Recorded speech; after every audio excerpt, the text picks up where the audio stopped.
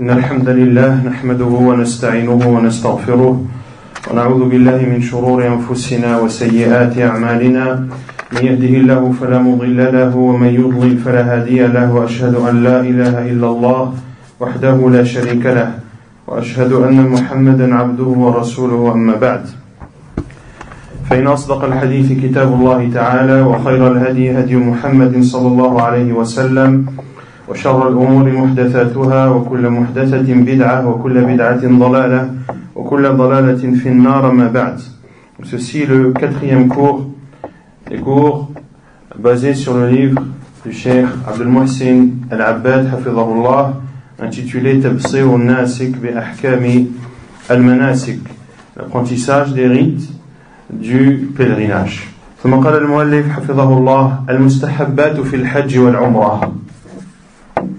Donc le Cheikh hafidhahullah, après avoir cité les mérites du pèlerinage, les conditions du pèlerinage, les piliers du pèlerinage et de la Umrah, les obligations du pèlerinage et de la Umrah, il cite les actes recommandés. المستحبات في الحج والعمرة. المستحبات هي المندوبات التي ينبغي للحاج والمعتمر الاتيان بها ليظفر بثوابها وأجرها ولا يلزمه بتركها دم ولا يلحقه إثم إلا إذا كان تركها رغبة عنها فإنه يأثم لقوله صلى الله عليه وسلم فمن رغب عن سنتي فليس مني رواه البخاري ومسلم. والمراد بالسنة في هذا الحديث ما جاء في الكتاب والسنة سواء كان فرضا أو واجبا أو مستحبا. والمندوبات في الحج والعمرة كثيرة منها الرمل والاطباع في أول طواف يأتي به المحرم بحج أو عمرة إذا قدم مكة وتقبيل الحجر الأسود في الطواف أو استلامه أو الإشارة إليه والتكبير عند ذلك واستلام الركن اليماني وصلاة ركعتين بعد الطواف سواء كان الطواف فرضا أو واجبا أو مستحبا. والشرب من ماء زمزم والصعود على الصفا والمروة والذكر والدعاء عليهما مستقبلا القبلة والإسراع في السعي بين العلمين والبقاء في منى يوم التروية وليلة عرفة والدعاء ورفع اليدين بعد رمي الجمرة الأولى والجمرة الثانية والتكبير عند رمي الجمرات وغير ذلك. Donc il dit hafidhahullah les actes recommandés pendant le pèlerinage et la Umrah. Al-Mustahabbat hiya al-Mandoubat.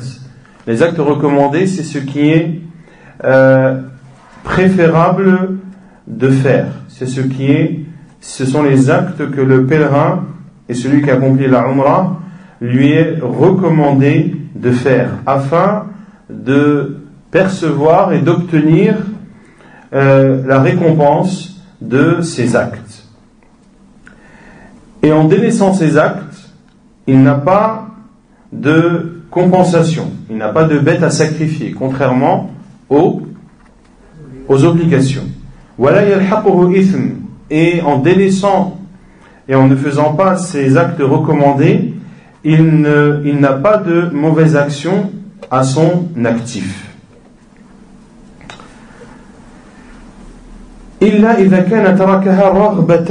Sauf si, donc il y a une exception, il n'a pas de péché en délaissant ces actes recommandés, sauf s'il les délaisse dans le but de se détourner de ces actes et de la sunna du prophète sallallahu alayhi wa sallam.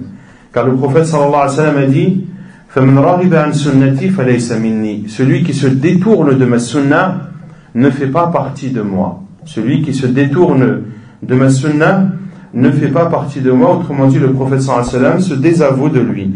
Et c'est un hadith authentique rapporté par Al-Bukhari et Muslim.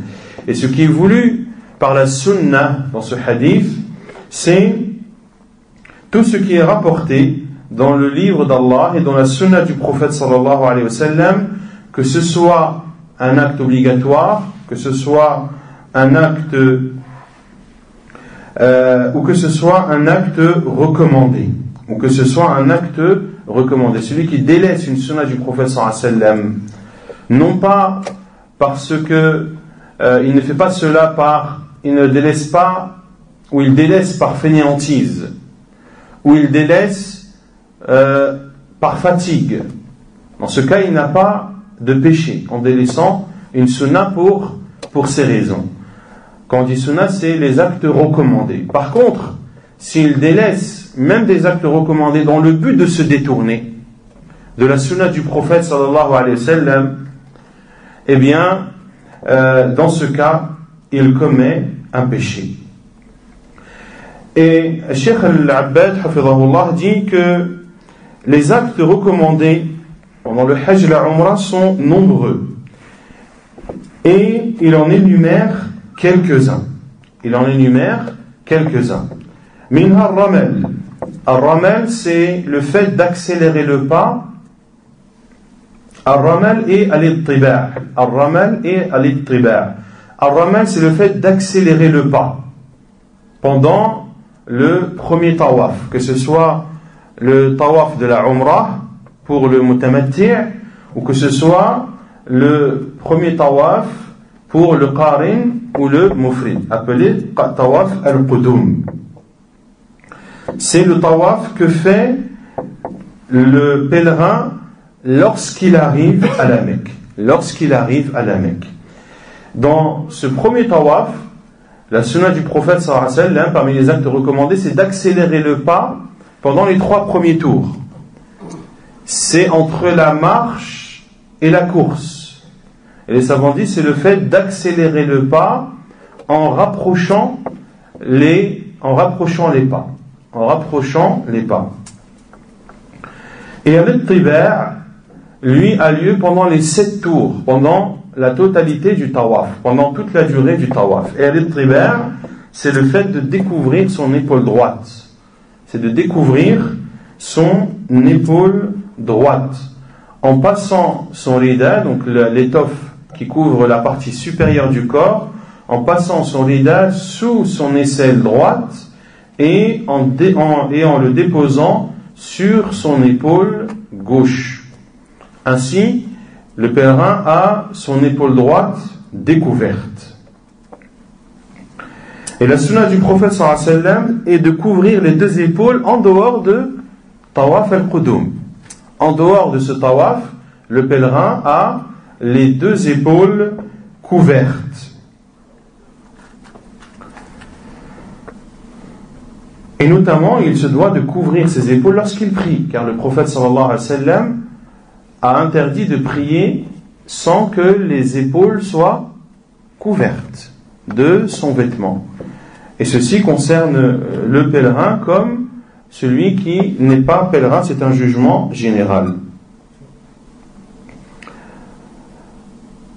Wa taqbilul hajar al-aswad, également fait partie des actes recommandés le fait d'embrasser la pierre noire pendant le tawaf, ou bien de le toucher, ou bien de la toucher, ou bien de faire un signe vers celle-ci. Et également fait partie des actes recommandés le takbir, au moment où tu passes devant la pierre noire. Également, donc, et la pierre noire, il y a le athar de Omar radiyallahu anhu, que l'on a cité pendant la khutbah de Jumu'ah, qui a embrassé la pierre noire et s'est adressé à cette pierre en disant que tu es une pierre qui ne peut ni apporter de bien ni apporter de mal, et si je n'avais vu le prophète sallallahu alayhi wa sallam t'embrasser, je ne l'aurais pas fait.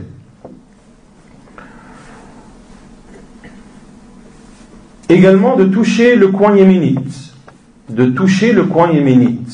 pendant le tawaf, pendant chaque tour du tawaf, si cela est possible. Et le coin yéménite a été appelé le coin yéménite car c'est le coin de la Kaaba qui pointe vers le Yémen, autrement dit qui pointe vers le sud de la Mecque. Également, l'accomplissement des 2 unités de prière après le tawaf. Après le tawaf, il y a les 2 unités de prière à accomplir derrière le maqam de Ibrahim. Et ces 2 unités de prière sont recommandées. Que ce soit un tawaf qui fait partie des piliers du Hajj, comme tawaf al-Ifada, ou bien que ce soit une obligation, comme quel tawaf? Tawaf al-wada', comme on l'a vu hier, que tawaf al-wada', le tawaf d'adieu, est une obligation du hajj uniquement et non pas de la umrah. Et également que ce soit, même si c'est un tawaf recommandé, mustahab, comme tawaf al-qudum, comme tawaf al-qudum pour le mufrid ou le qarin, pour le mufrid ou le qarin. Également, parmi ces actes recommandés, le fait de boire de l'eau de Zamzam, notamment après avoir fait le tawaf et après avoir accompli pour la umrah et après avoir accompli les deux unités derrière le maqam d'Ibrahim, alors il est recommandé d'aller boire de l'eau de Zamzam. L'eau de Zamzam qui est une eau bénie, comme l'a dit le prophète sallallahu alayhi wa sallam, c'est la meilleure eau qu'il y a à la surface de la terre. Khayru ma'in ala wajhi al-ard ma'u Zamzam. Également le fait de monter sur les monts As-Safa et Al-Marwa, lorsque l'on fait les allées-venues, le fait de monter sur les monts est un acte recommandé. Également le rappel et les invocations que l'on fait lorsque l'on se trouve au-dessus de ces deux monts et en direction de la Qibla. Également fait partie des actes recommandés le fait de courir dans le sa'i entre les lampes vertes, entre l'endroit délimité par les lampes vertes. Également de rester à Mina le jour de Tarwiyah. Le jour de Tarwiyah qui est le 8e jour de Dhul Hijjah, qui est le premier jour des jours du Hajj. Donc, le fait de rester à Mina le 8e jour n'est pas une obligation du Hajj, mais un acte recommandé. Et cela concerne le jour, le jour comme la nuit. Yani le 8e jour et le soir du 8e jour également. Fait partie des actes recommandés également le fait d'invoquer Allah Azza wa Jal et de lever ses mains après avoir lapidé la première stèle et la deuxième stèle, la petite stèle et la moyenne stèle pendant les jours de Tashriq. On avait vu hier que pendant les jours de Tashriq, on lapide les trois stèles et que cela fait partie des obligations.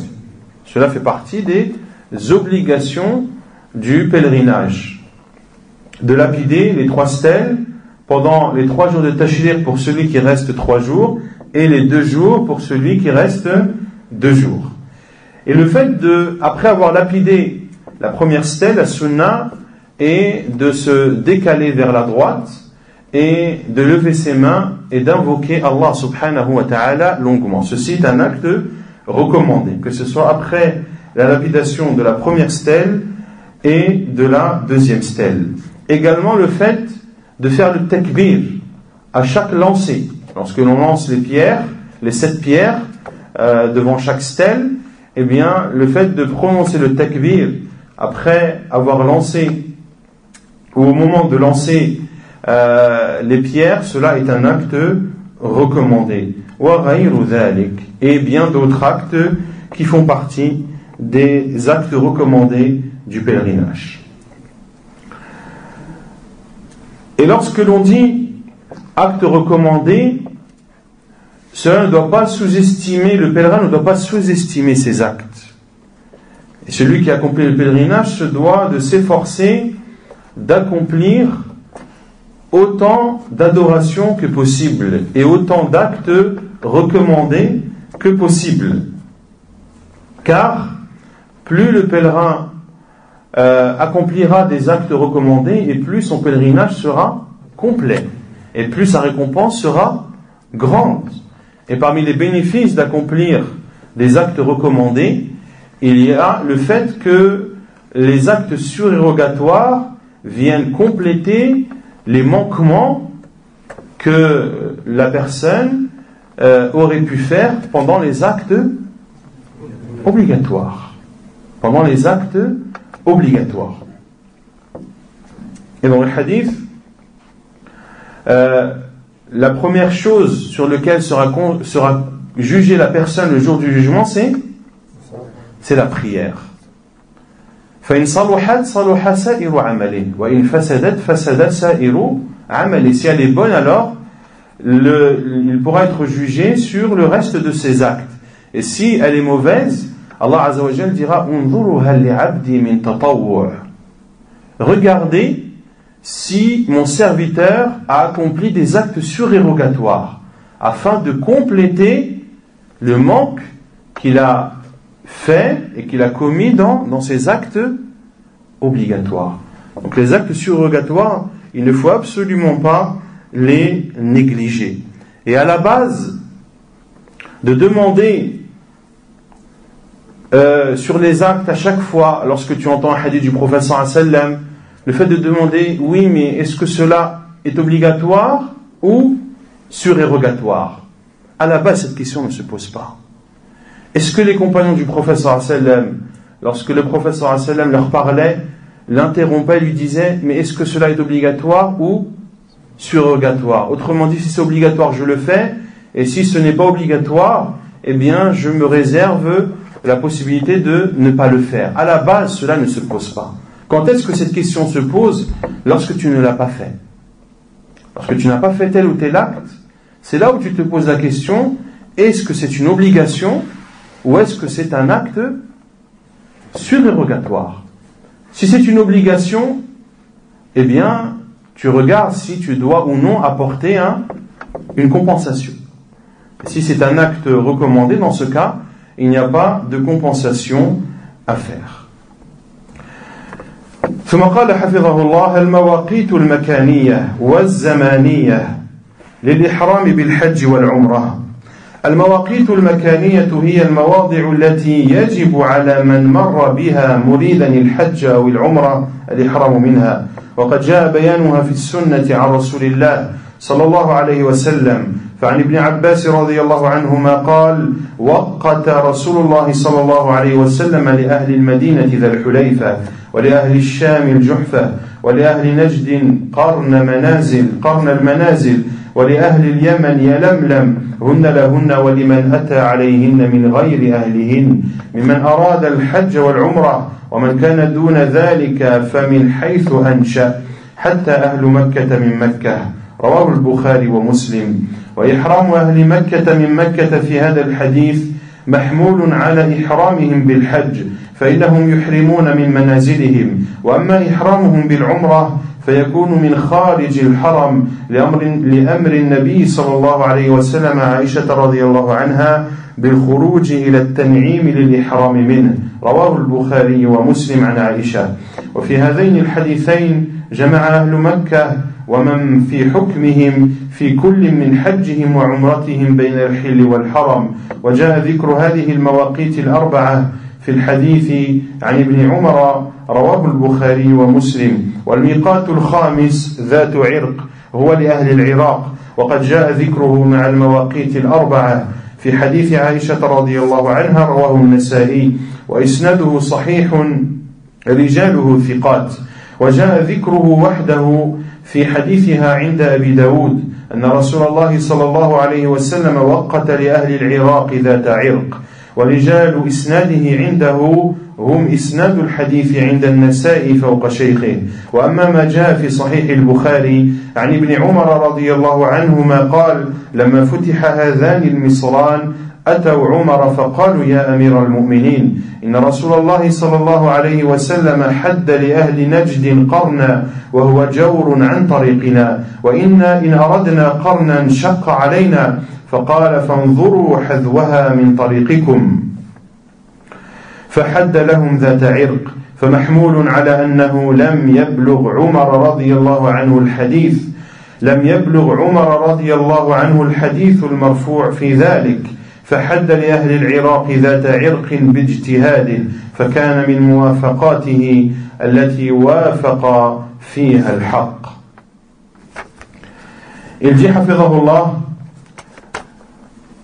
les délimitations terrestres et temporelles pour accomplir l'ihram pour le hajj et la umrah. Autrement dit qu'il y a des délimitations, à la fois terrestres et temporelles. C'est-à-dire que pour être en état d'ihram, il faut que l'ihram ait lieu dans un moment précis et à partir d'un lieu déterminé.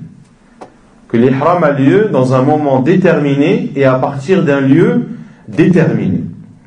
Il dit, hafidhahullah, que les délimitations terrestres sont les endroits à partir desquels il est obligatoire pour celui qui les traverse en voulant accomplir le hajj ou la umrah d'être en état de sacralisation. Et ces délimitations terrestres ont été expliquées dans la sunna du prophète sallallahu alayhi wa sallam, notamment dans le hadith de Abdullah ibn Abbas radiyallahu anhuma, qui dit que le prophète sallallahu alayhi wa sallam a défini pour les gens de Médine Dhul Hulayfa, le miqat de Dhul Hulayfa, qui est le plus éloigné des mawaqit de Mecca, qui est la délimitation terrestre la plus éloignée de la Mecque, qui se trouve à peu près 420 km de la Mecque et à peu près à une dizaine de kilomètres de la mosquée du prophète sallallahu alayhi wa ala alihi wa sallam. Et pour les gens du Sham, le prophète sallallahu alayhi wa sallam a défini comme délimitation terrestre pour eux al-Juhfa, qui est proche d'un endroit appelé Rabir actuellement et qui se trouve sur la côte ouest de l'Arabie, notamment au bord de quelle mer? De la mer Rouge.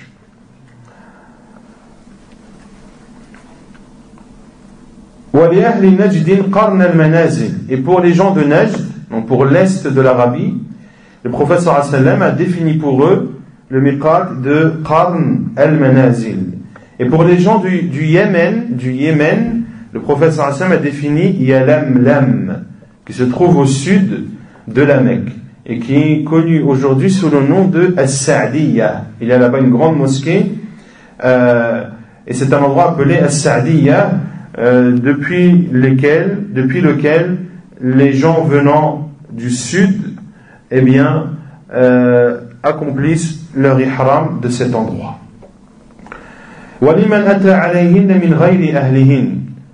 Et de toute personne qui passe par ces endroits, même s'ils ne font pas partie de leurs habitants, mimman arad al-hajj wal-umrah, pour celui qui souhaite accomplir le pèlerinage et la umrah. Ainsi, si tu veux accomplir le hajj et la umrah et que tu te trouves à Médine, il t'est interdit de dépasser le miqat de Dhul Hulayfa sans être en état de sacralisation. Pour les gens du Sham, le Sham qui est la région de la Syrie, de la Jordanie, de la Palestine, et c'est notamment donc le miqat est al-Juhfa, et c'est notamment le miqat également des gens de l'Europe, du Maghreb, de l'Égypte, etc. Car il passe à proximité de ce miqat.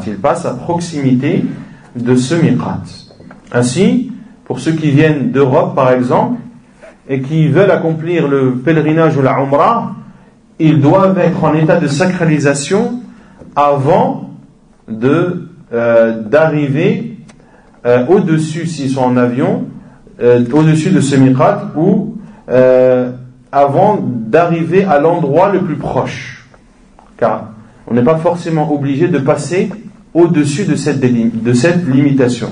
Le fait de passer dans l'endroit le plus proche, celui qui a l'intention d'accomplir le pèlerinage ou la umrah doit être en état de sacralisation avant d'arriver à cet endroit.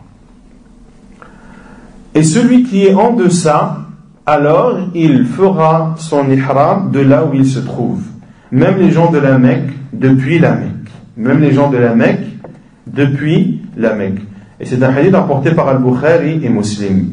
Et le Cheikh Al-Abbad, hafidhahullah, dit, et l'ihram des gens de la Mecque depuis la Mecque, présent dans ce hadith, eh bien cela doit être assimilé à l'ihram du Hajj, lorsqu'ils ont l'intention d'accomplir le pèlerinage. Alors, ils font l'ihram directement de chez eux.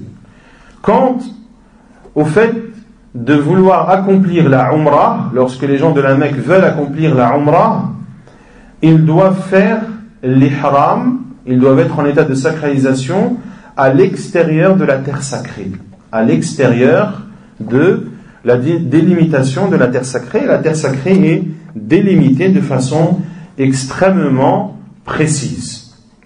La preuve est le hadith où le prophète sallallahu alayhi wa sallam a ordonné à Aïcha radiyallahu anha de sortir de la terre sacrée, de se rendre à At-Tan'im afin d'y accomplir, afin d'entrer là-bas en état de sacralisation. Car Aïcha radiyallahu anha a accompli le pèlerinage. Elle est partie avec le prophète sallallahu alayhi wa sallam au début en voulant accomplir Al-Qiran, en accomplissant le Qiran, c'est-à-dire en faisant la Umrah et le Hajj en même temps. Puis elle a été indisposée, radiyallahu anha, et n'était pas pure avant le début du Hajj. Et celui ou la femme qui, par exemple, entre en tamattu', par exemple, entre en tamattu' avec l'intention d'accomplir le tamattu', elle arrive à la Mecque et elle est indisposée. Et elle est indisposée jusqu'au jour de Arafat. Dans ce cas, elle doit changer son intention. Elle doit changer son intention et passer soit en Qiran ou bien en Ifrad. Soit en Qiran ou bien en Ifrad, car elle n'aura pas la possibilité d'accomplir sa Umrah avant le Hajj. Car elle n'aura pas la possibilité d'accomplir la Umrah avant le Hajj. Et donc Aïcha radiyallahu anha était indisposée et n'a donc accompli que le pèlerinage. Et les autres épouses du prophète sallallahu alayhi wa sallam qui l'ont accompagné dans ce voyage ont accompli le pèlerinage et la Umrah. Et elles étaient attristées de cela, radiyallahu anha, et elle dit au prophète sallallahu alayhi wa sallam, les gens vont revenir avec une Umrah et un Hajj, et moi, je ne vais revenir qu'avec un Hajj. Et le prophète sallallahu alayhi wa sallam lui a alors ordonné d'aller à l'extérieur de la terre sacrée, à At-Tan'im, afin d'accomplir la Umrah, afin d'être en état là-bas de sacralisation et d'accomplir sa Umrah, afin qu'elle retourne elle aussi en ayant accompli un Hajj et un pèlerinage et une Umrah.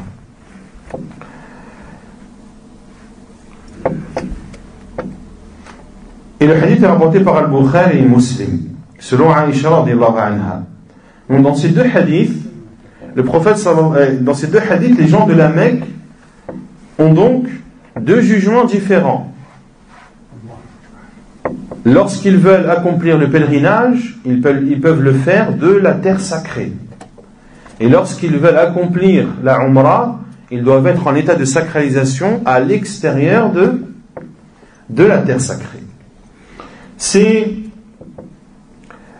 quatre mawaqit, ces quatre délimitations terrestres que sont Dhul Hulayfa, le miqat des gens de Médine, Al-Juhfa, le miqat des gens du Sham, Qarn al-Manazil, le miqat des gens de Najd, et Lamlam, le miqat des gens du Yémen. Ces quatre mawaqit ont été cités dans le hadith de Abdullah ibn Umar, rapporté par Al-Bukhari et Muslim. Donc ils ont été cités dans le hadith que l'on a vu précédemment, le hadith de Abdullah ibn Abbas radiyallahu anhu, mais également dans un autre hadith, le hadith d'Abdullah ibn Omar, est rapporté également par Al-Bukhari et Muslim.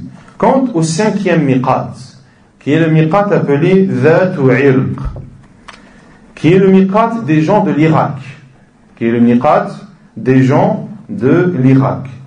Et il a été cité avec les 4 autres mawaqit dans le hadith de Aïcha radiallahu anha rapporté par l'imam al-Nasa'i dans ses sunan selon une chaîne de transmission authentique. Il a également été cité de façon indépendante, donc le miqat de Dhatu Irq, le miqat des gens de l'Irak, a également été cité de façon indépendante dans un hadith rapporté par l'imam Abu Daoud dans ses sunan, dans lequel le prophète sallallahu alayhi wa sallam a défini pour les gens de l'Irak le miqat de Dhatu Irq, et la chaîne de transmission est également authentique. Quant à ce qui est rapporté dans le Sahih de l'imam al-Bukhari, selon Abdullah ibn Umar radiyallahu anhu, lorsque ces 2 villes ont été conquises, et ici les 2 villes qui sont voulues dans ce athar, c'est Al-Kufa et Al-Basra, qui sont 2 villes qui se trouvent en Irak. Lorsque ces 2 villes ont été conquises, ils sont venus voir Omar radiyallahu anhu et ont dit: ô guide des croyants, le prophète sallallahu alayhi wa sallam a défini pour les gens de Najd Qarn, qui est Qarn al-Manazil. Mais c'est un endroit qui est à l'écart de notre chemin, qui est éloigné de notre chemin. Car l'Irak se trouve où par rapport à l'Arabie Saoudite? Par rapport à la Mecque? Au nord-est. Et Qarn al-Manazil se trouve à l'est. Même un peu plus proche du sud-est. D'accord? Donc ceux de l'Irak, qui viennent de l'Irak, si ils doivent passer par Qarn al-Manazil pour faire l'ihram, cela leur fait un grand détour. C'est pour ça qu'ils ont dit qu'il est à l'écart de notre chemin, il est éloigné de notre chemin. Et si nous devions aller à Qarn al-Manazil, cela serait difficile pour nous. Omar radiyallahu anhu leur a dit alors: regardez alors dans votre chemin le point qui se rapproche le plus de Qarn al-Manazil. D'accord? Tracez le chemin entre l'Irak et la Mecque, et vous regardez entre la Mecque et Qarn al-Manazil, et vous regardez dans le chemin entre l'Irak et la Mecque le point qui est le plus proche de Qarn al-Manazil.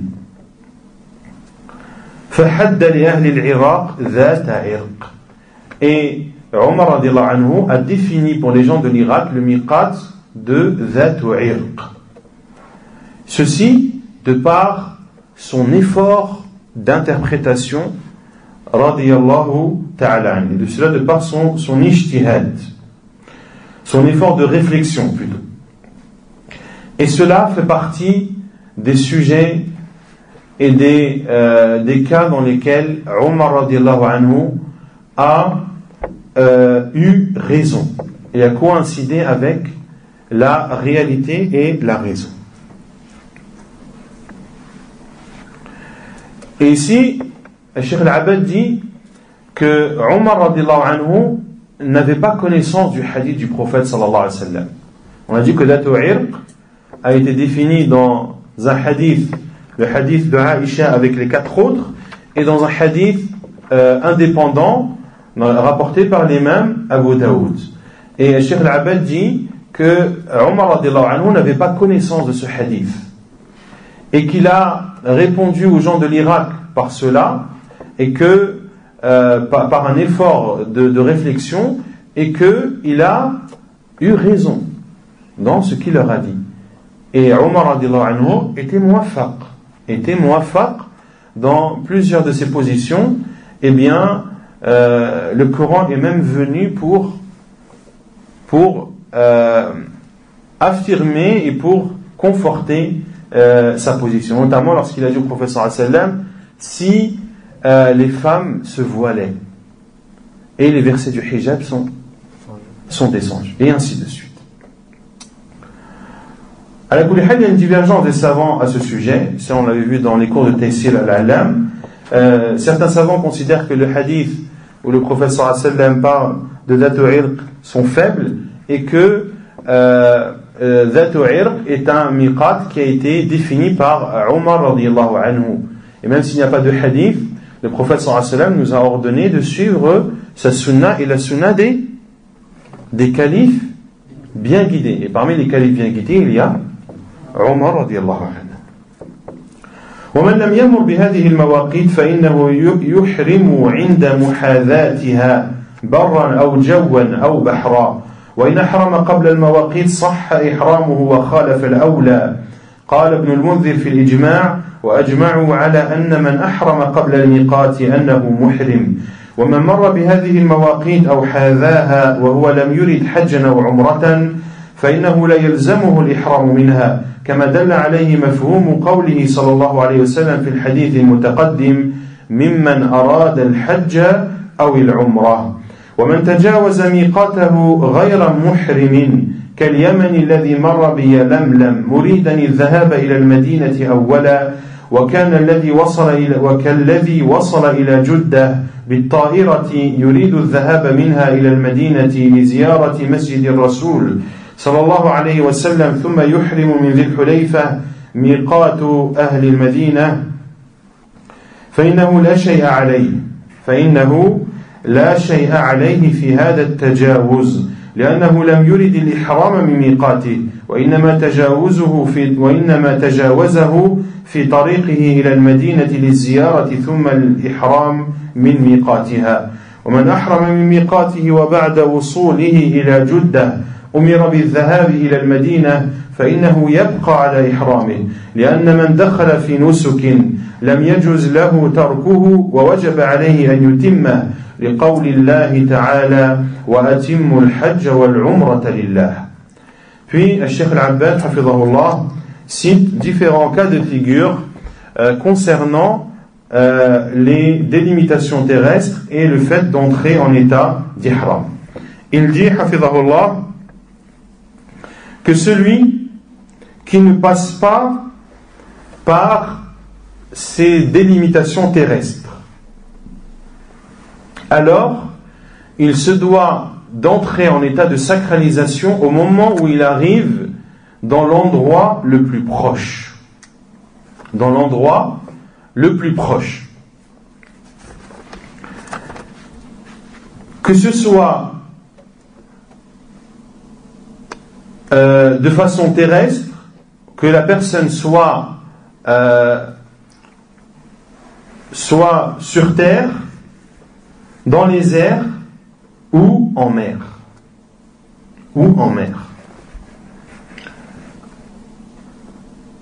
Par exemple, ceux qui viennent en avion, on a dit d'Europe. Est-ce qu'ils passent pile poil au-dessus du miqat al-Juhfa? Non, ils passent à proximité. Et lorsque le commandant de vol avertit les pèlerins que dans, par exemple, un quart d'heure ou dans 20 minutes, nous allons bientôt passer à proximité du miqat, il passe à proximité et non pas juste au-dessus. D'accord? Pareil pour ceux, par exemple, qui viennent d'Égypte en bateau, ou ceux qui viennent d'Égypte en bateau, ils passeront à proximité du miqat et ne passeront pas pile poil au-dessus, car le miqat est sur terre ou en mer? Et sur terre. Celui qui vient en bateau, il ne peut pas passer directement par-dessus, surtout ceux qui arrivent directement au port de Jeddah. Et si la personne entre en état de sacralisation avant le miqat, son ihram il est en état de sacralisation, mais il a délaissé ce qu'il y a de mieux à faire. Ce qu'il y a de mieux à faire, c'est d'être en état de sacralisation dans l'endroit du miqat, dans l'endroit précis du miqat.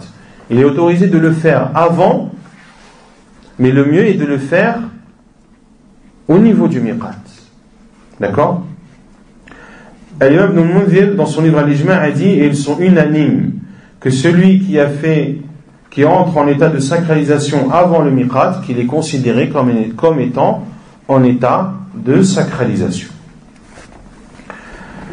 Quant à celui qui passe à proximité de ces délimitations terrestres, qui passe par ces délimitations terrestres ou à proximité de ces délimitations terrestres sans vouloir accomplir le hajj ou la umrah, alors il n'est pas obligatoire pour lui d'entrer en état de sacralisation.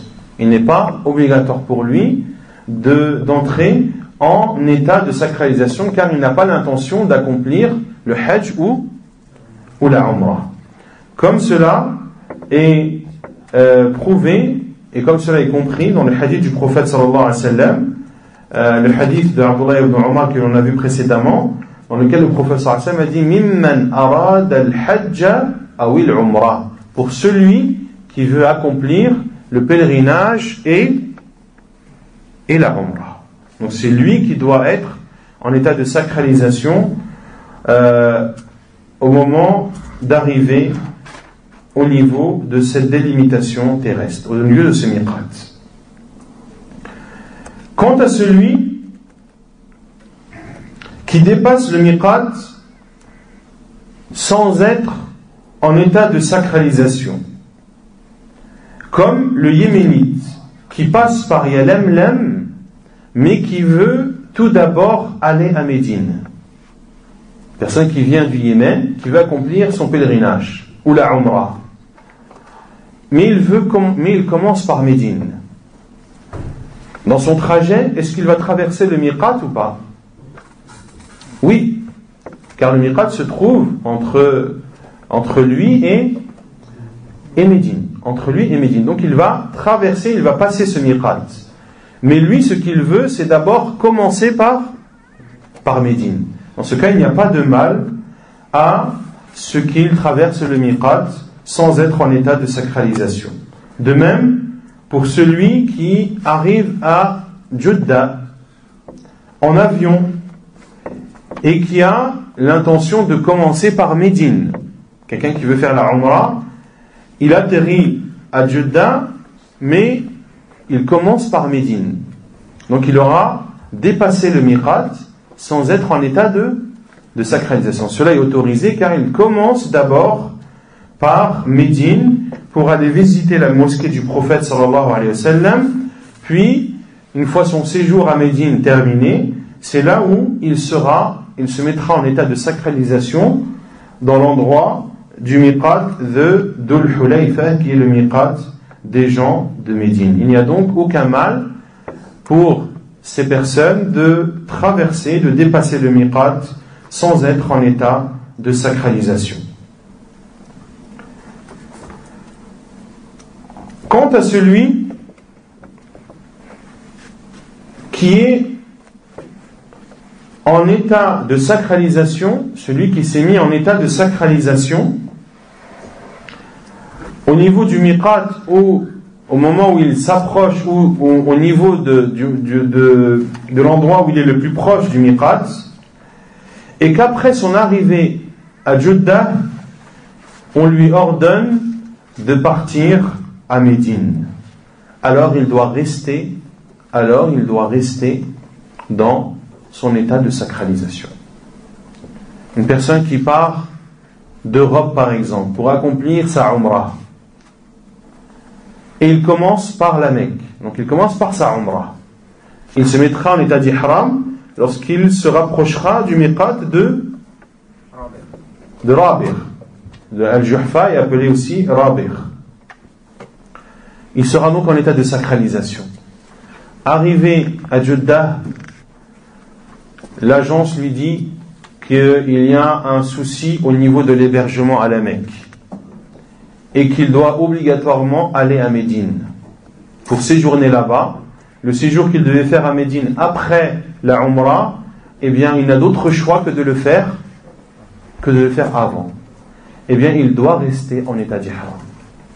Il restera en état d'ihram pendant tout son séjour à Médine, car il est rentré dans le rite, et on a dit que celui qui entre dans le rite ne peut pas le délaisser. Et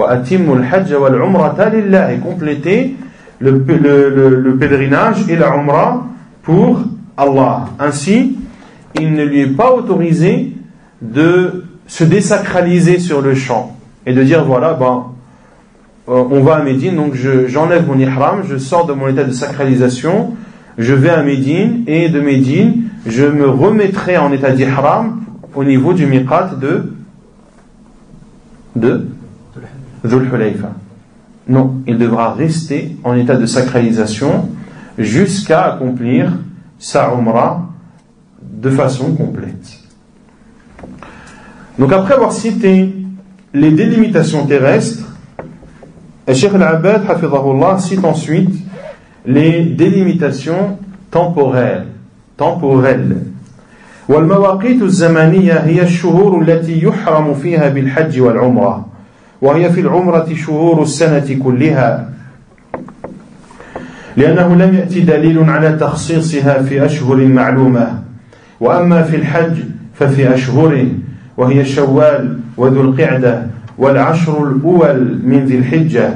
قال الله تعالى: الحج أشهر معلومات، فمن فرض فيهن الحج فلا رفث ولا فسوق ولا جدال في الحج.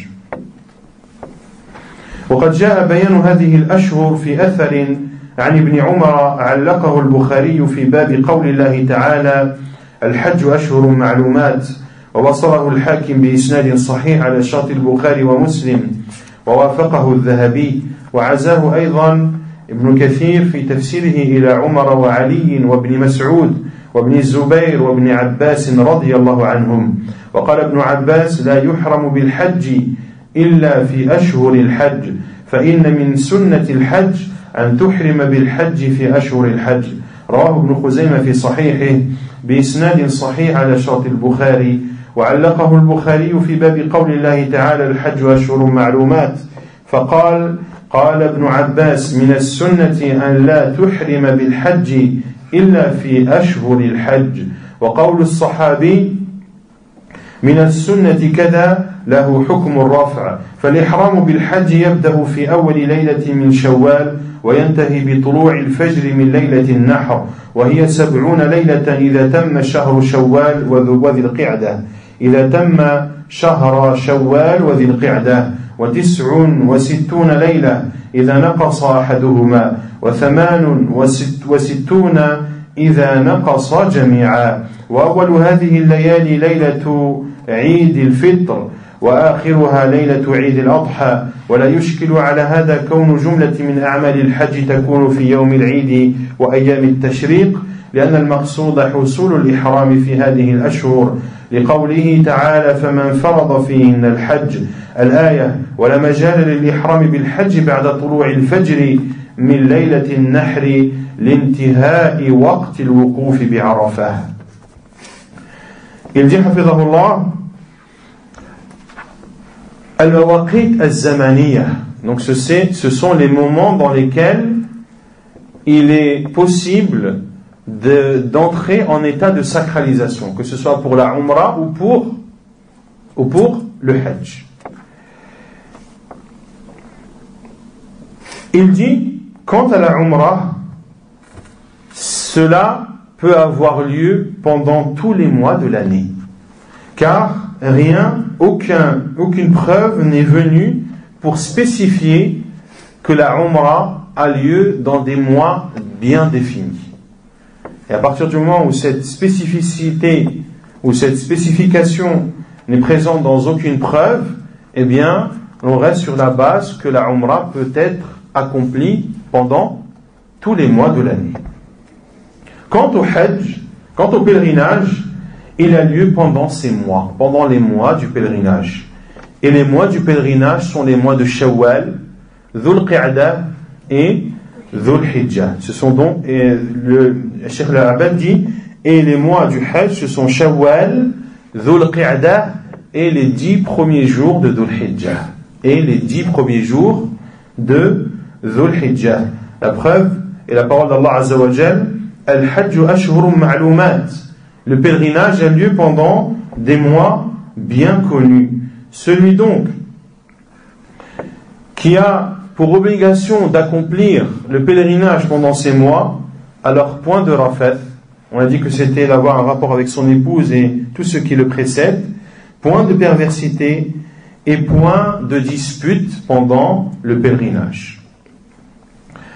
Et ces mois du pèlerinage ont été cités dans le Athar de Abdullah ibn Umar, que cite l'imam al-Bukhari dans le chapitre Al-Hajju Ashhurum Ma'lumat, le chapitre qu'il a nommé le chapitre de la parole d'Allah Azza wa Jal, le pèlerinage a lieu dans des mois bien déterminés.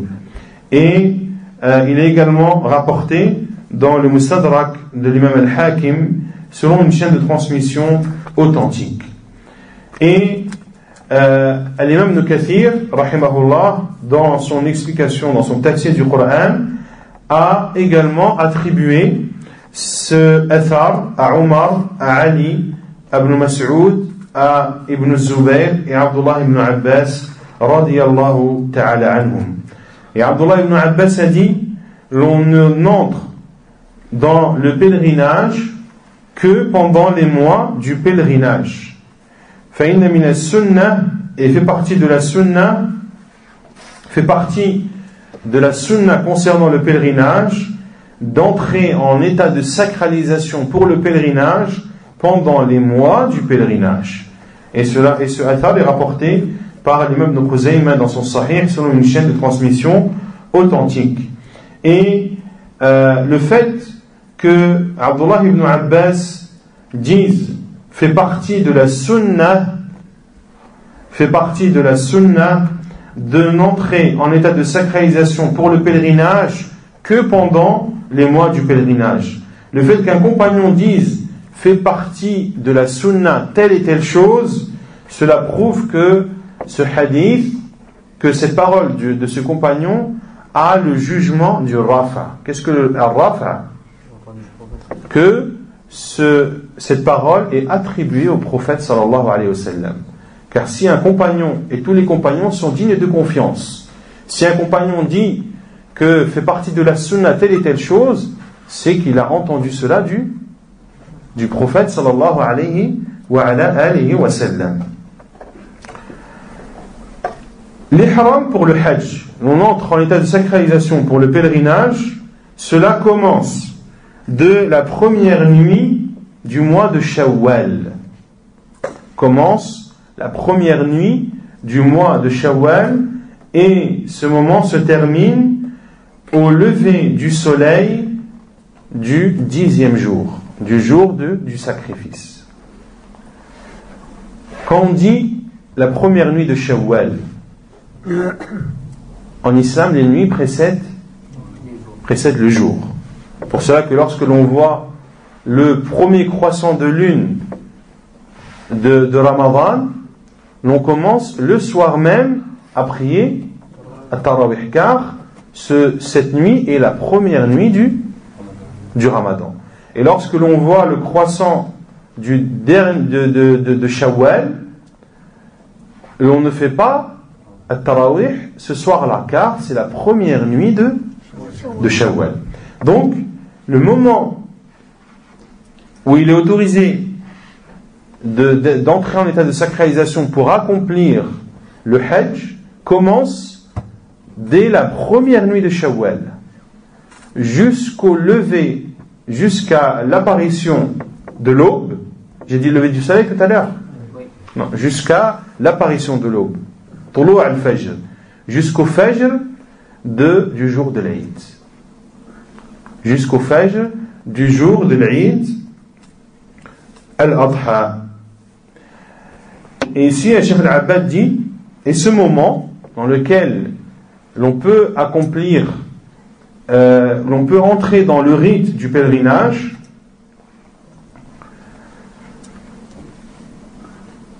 ce moment est constitué de 70 nuits lorsque le mois de Shawwal et de Dhul Qa'dah sont des mois de 30 jours.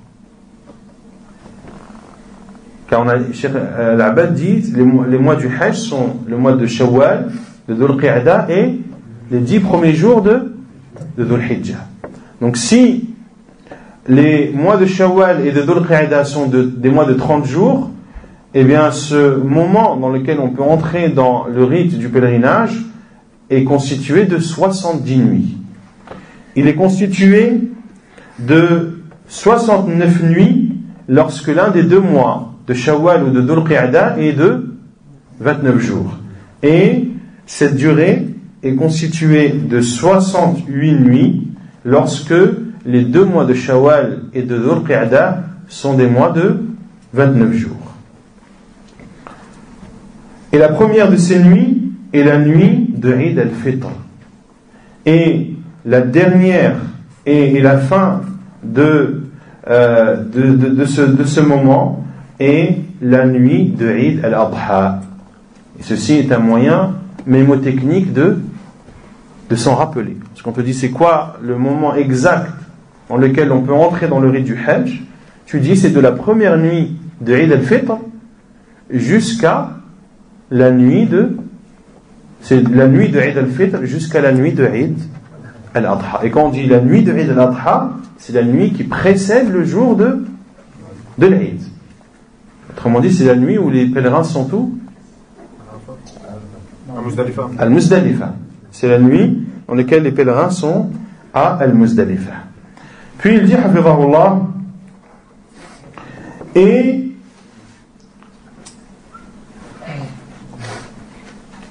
ce n'est pas une problématique de dire que les jours du Hajj s'étendent jusqu'aux 10 premiers jours de Dhul Hijjah, alors qu'il y a des actes du pèlerinage qui ont lieu le jour de l'Eid et pendant les jours de Tashriq.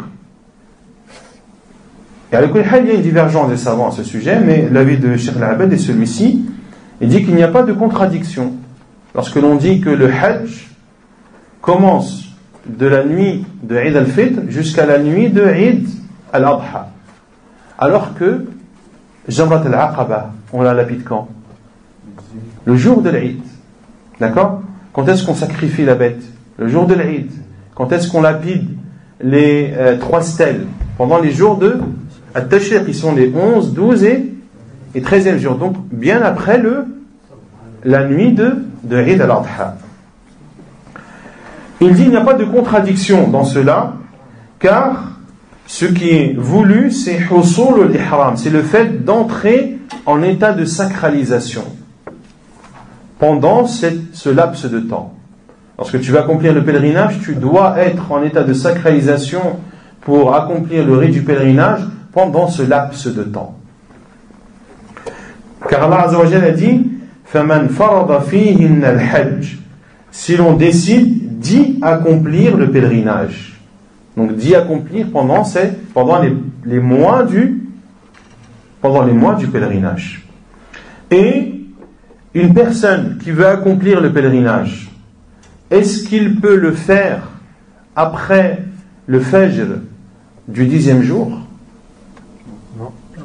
Non. Pourquoi? Car Arafat sera passé. Et on a vu hier que pour que la station à Arafat soit valide, il faut au moins rester ne serait-ce que quelques minutes avant le Fajr du jour de l'Aïd.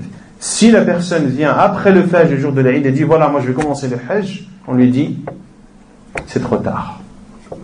Tu ne peux plus accomplir ton pèlerinage car les mois du pèlerinage sont terminés et de surcroît Arafat est passé, donc ton Hajj ne saurait être accepté et ne saurait être valide.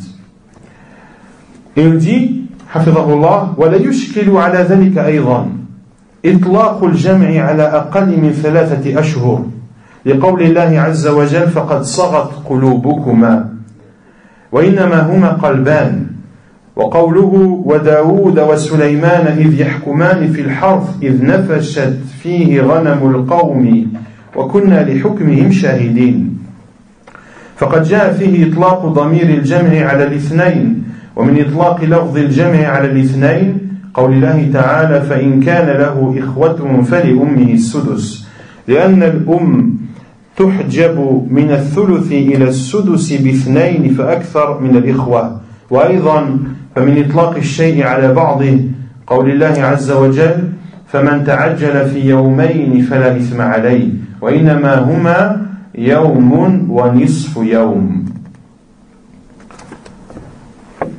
Et ici, Cheikh Al-Abbad expose une deuxième problématique, car les savants qui disent que les jours du Hajj sont Shawwal, Dhul Qa'da et Dhul Hijjah, dans sa totalité, disent, Allah Azza wa Jalla a dit, Al-Hajju Ashhurun Ma'lumat. Le Hajj, ce sont des mois connus.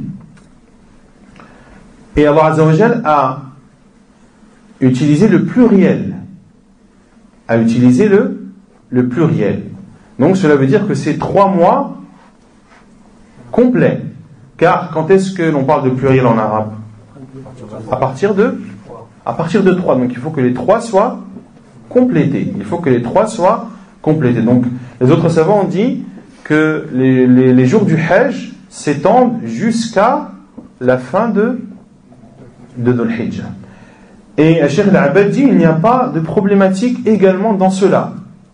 Le fait que le Hajj se termine la nuit de Eid al-Adha n'est pas problématique, car il est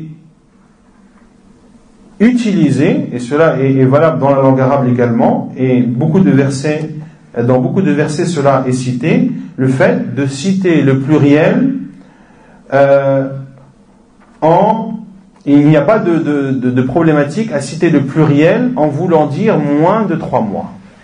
Il n'y a pas de problématique à citer les mois au pluriel en voulant dire moins de 3 mois. Et cela est similaire à la parole d'Allah Azza wa Jal dans Surat Al-Tahrim faqad sagat qulubukuma. Et ici, soyez attentifs, car il y a plusieurs sujets. Soyez attentifs pour distinguer, pour comprendre le sujet. Dans Surat Al-Tahrim, Allah Azza wa Jal dit faqad sagat qulubukuma, c'est-à-dire c'est que vos cœurs ont fléchi. Et ici, Allah Azza wa Jal parle de 2 épouses du prophète sallallahu alayhi wa sallam, que sont Hafsa et Aïcha radiyallahu anha. Et on l'avait vu cela dans le tafsir de Surat Al-Tahrim,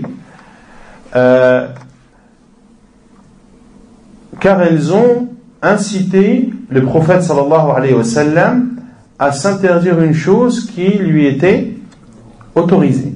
Et les savants du tafsir ont divergé. Certains ont dit, lorsque le prophète sallallahu alayhi wa sallam s'est interdit Maria, la copte, et d'autres ont dit, lorsque le prophète sallallahu alayhi wa sallam s'est interdit le miel.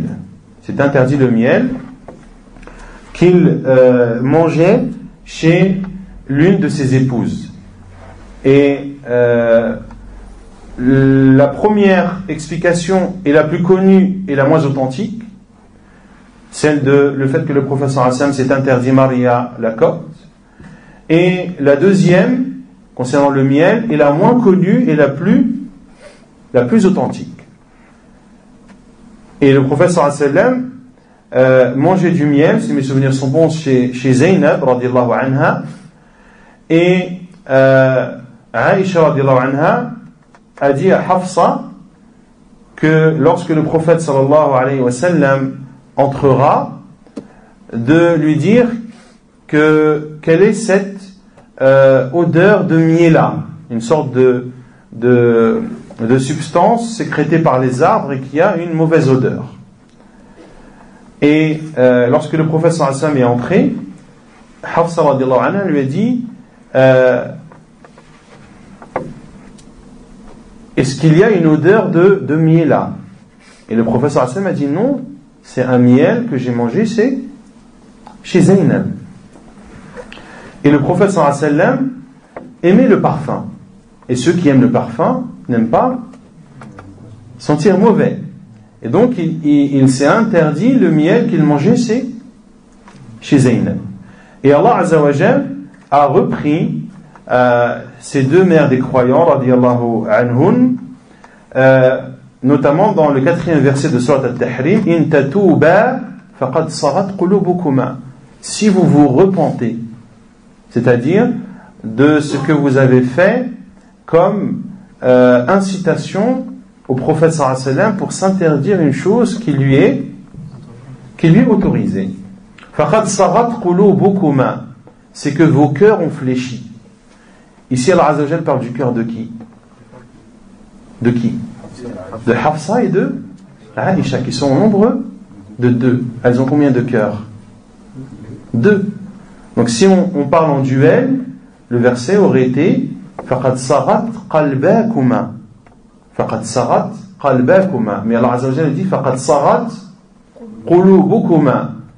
Et ici, le mot cœur est au pluriel, alors qu'il parle de 2 cœurs. Donc ici, Allah Azza wa Jal a utilisé le pluriel pour vouloir dire le duel.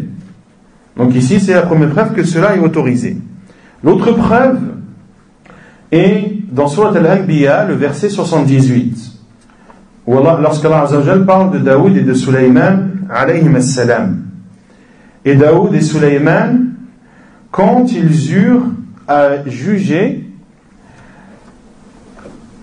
au sujet d'un champ cultivé, où des moutons appartenant à une peuplade étaient allés paître la nuit, et nous étions témoins de leur témoignage.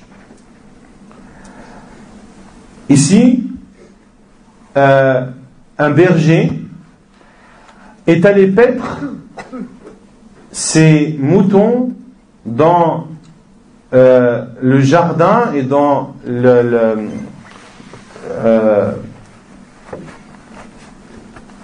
dans une peuplade, un endroit où il y a de l'herbe, où il y a des fruits, etc., de nuit, dans un endroit qui ne lui appartenait pas. Il a amené ses moutons de nuit pour pas qu'ils ne soient vus. Et les moutons ont fait un ravage dans son champ. D'accord? Et ces personnes sont parties, étaient en désaccord, et sont donc parties tout d'abord chez Daoud alayhi salam pour prendre de lui son jugement. Daoud alayhi salam leur a dit que le propriétaire du troupeau de moutons devait donner tous ses moutons au propriétaire du champ en guise de compensation. Puis ils sont partis voir Sulayman alayhi salam, qui est le fils de Daoud, qui lui a jugé d'un autre jugement. Il a dit, le propriétaire du troupeau doit mettre à disposition tous ses moutons au propriétaire du champ. Il profitera du lait des brebis et de leur laine. Pendant ce temps, le propriétaire du troupeau se rendra dans le champ pour réparer la destruction et remettre le champ en état. Et lorsque le champ sera en état, eh bien les deux se changeront. Les deux s'échangeront leurs biens effectifs. Le champ sera rendu dans l'état où il était auparavant, et le propriétaire du troupeau récupérera ses moutons. Et Allah Azza wa Jal, en parlant du jugement de Sulayman, de Daoud et de Sulayman, ce sont combien de jugements qui ont été donnés? 2. Et Allah Azza wa Jal dit wa kunna li hukmihim shahidin. Et nous avons été témoins de leur jugement, au pluriel, alors qu'il s'agit de 2 jugements. Donc ici, Allah Azza wa Jal a utilisé le pluriel pour vouloir dire le duel. Également, cela a été cité dans Surat An-Nisa, dans le contexte, dans les versets de l'héritage. Dans le verset de l'héritage. Où Allah Azza wa Jal dit فَإِنْ كَانَ لَهُ إِخْوَةٌ فَلِأُمِّهِ السُّدُسُ Et s'il a des frères, alors à sa mère le 6e. فإن كان له إخوة فلأمه السدس. Et si le défunt laisse des frères, c'est là où il y a la subtilité. Ici Allah Azza wa Jalla a utilisé les frères au pluriel, alors que s'il a des frères, alors la mère n'aura plus le tiers, mais elle aura le 6e. D'accord? Le 6e. Il est connu dans la sunna que c'est à partir de 2. La mère n'a plus le tiers, mais elle a le 6e. Or, Allah Azza wa Jalla a utilisé le mot frère au pluriel. فَإِنْ كَانَ لَهُ إِخْوَةٌ. Également, la parole d'Allah Azza wa Jalla dans Surat Al-Baqarah, le verset 203, فَمَنْ تَعَجَّلَ فِي يَوْمَيْنِ فَلَا إِثْمَ عَلَيْهِ. Et celui qui décide de raccourcir à 2 jours, alors point de mal pour lui. Ici, Allah Azza wa Jalla parle des jours de Tashriq. On dit les jours de Tashriq, soit tu raccourcis à 2 jours, ou soit tu restes à Mina et tu lapides les 3 stèles pendant les 3 jours de Tashriq, que sont le 11e, 12e et 13e jour du mois de Dhul Hijjah. Ici, Allah Azza wa Jalla dit فَمَنْ تَعَجَّلَ فِي يَوْمَيْنِ. Celui qui raccourcit à 2 jours. Or, quand on regarde dans les faits concrètement, est-ce qu'il raccourcit 2 jours? Combien de temps il reste à Mina? Hier, on a vu que la lapidation des stèles, la lapidation de la grande stèle le jour de l'Eid a lieu quand? Avant le Zawal, et on peut le faire avant le Zawal et après le Zawal, jusqu'au coucher, même la nuit. Concernant la lapidation des stèles, des 3 stèles, pendant les jours de Tashriq, on a dit que ce moment commence quand? Après le Zawal.